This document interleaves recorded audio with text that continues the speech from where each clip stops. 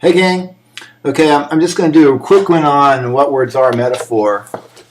And so most of you did pretty well on that. Just a few things I want to clarify. So one of them is the definition or the summary.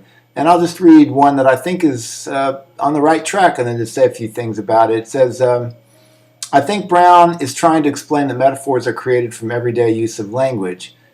He explains, right, that's what he's trying to do. He's trying to explain that the metaphors are created from the everyday use of language. He explains his position by making comparisons of specific words and phrases that have developed into metaphors. And I think that's on the right track, that second sentence, but it's backwards almost, because it's not that the words and phrases developed into metaphors, it's that they started as metaphors and then they lost their metaphorical force, we might say. And so, but he's definitely trying to explain how metaphors are created from the everyday use of language, and more important, how words are basically metaphors, dead metaphors for the most part, is his point. But poetry can re-enliven them. So he also makes this sort of interesting discussion of categories.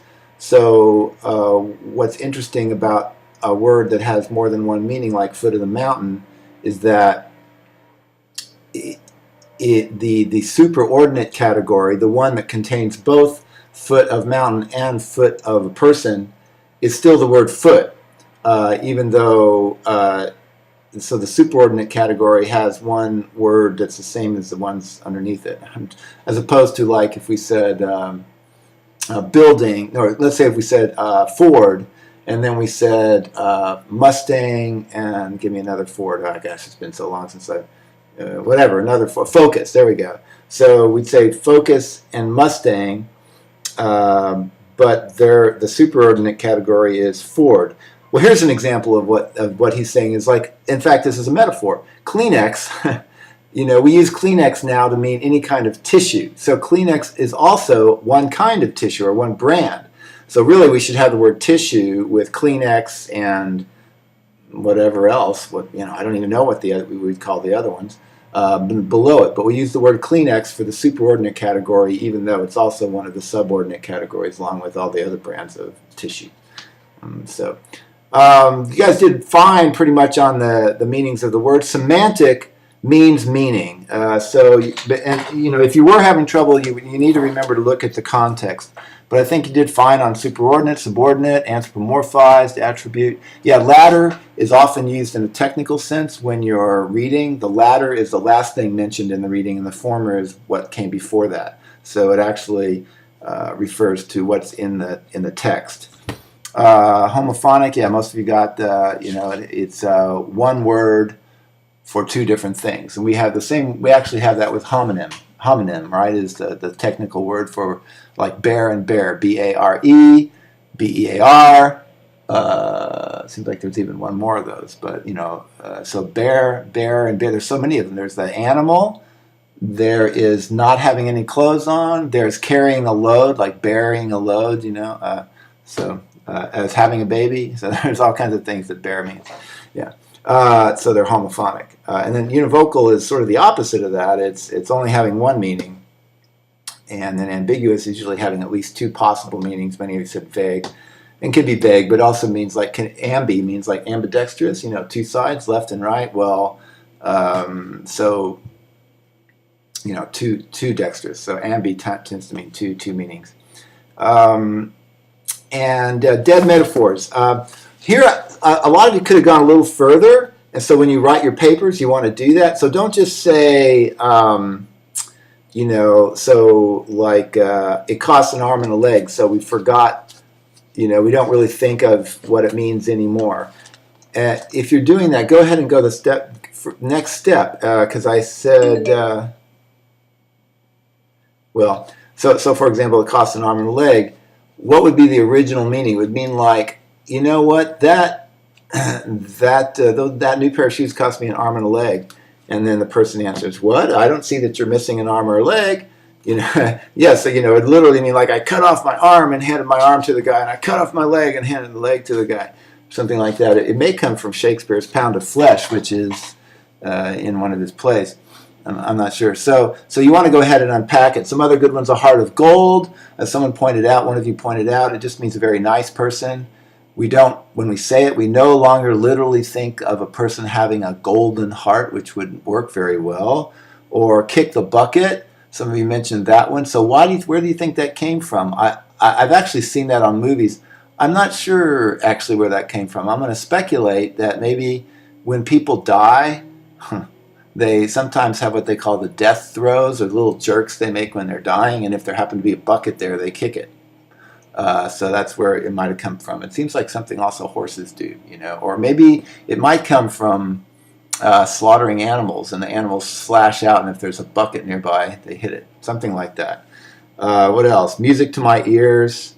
You talking to me is like music to my ears. So when we say that now, do people literally imagine la, la, la, la, la, so go ahead and unpack those metaphors and explain them, what they originally meant, and then show how we no longer actually even have that image in our head. Just like we don't think of a human foot when we say foot of the mountain, we don't think we don't actually see an image of a heart, a golden heart pumping when we say heart of gold. I don't think shoulder of the road. We don't think when we say pull over to the shoulder, do we think in our mind like of a literal shoulder, like a human shoulder? No, we don't. We don't even think of that anymore, unless we have that special attitude towards words, which Brown is talking about, where you actually pause and think about that fact, and then you can see it. And actually, when you do, sometimes you laugh, when you sort of make the joke happen all over again. Because in a way, metaphors are sort of like jokes, right? Jokes are when we see some connection we hadn't thought of before.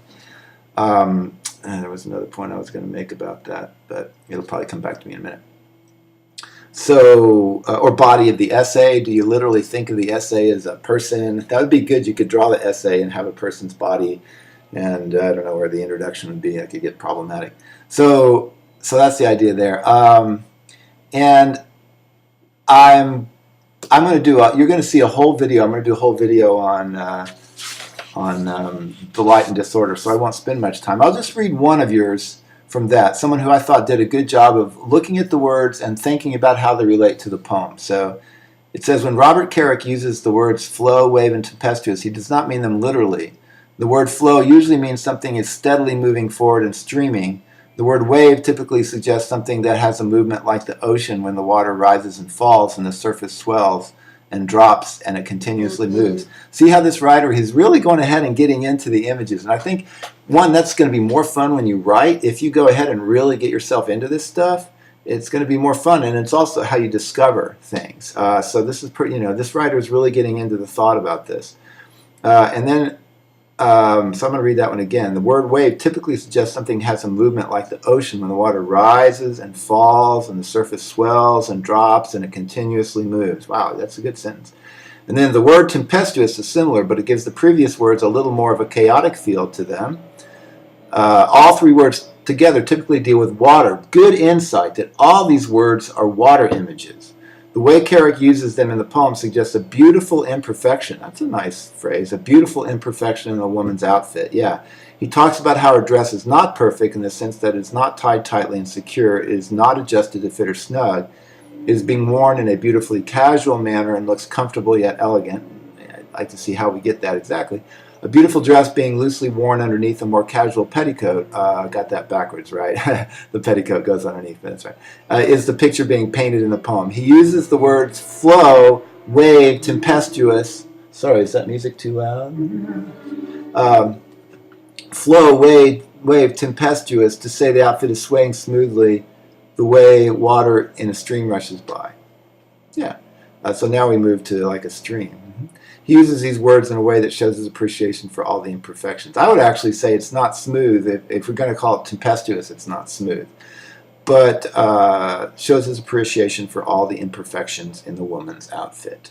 So notice how, though I don't, I think there's some work we could do with some of those. Notice how he keeps bringing it back. One, he thinks deeply into the image and really imagines the image. And two, the writer really ties the image to what the poem is about, which is a woman's dress or her personality or his reaction, the poet's, the speaker's reaction, not the writer of this reaction. No, that too. That's the reader's reaction as well could come into that. But I'm going to go over that a lot more. Okay, that's all I really want to do with that. How do I turn this off? I'll see you guys soon. Ooh,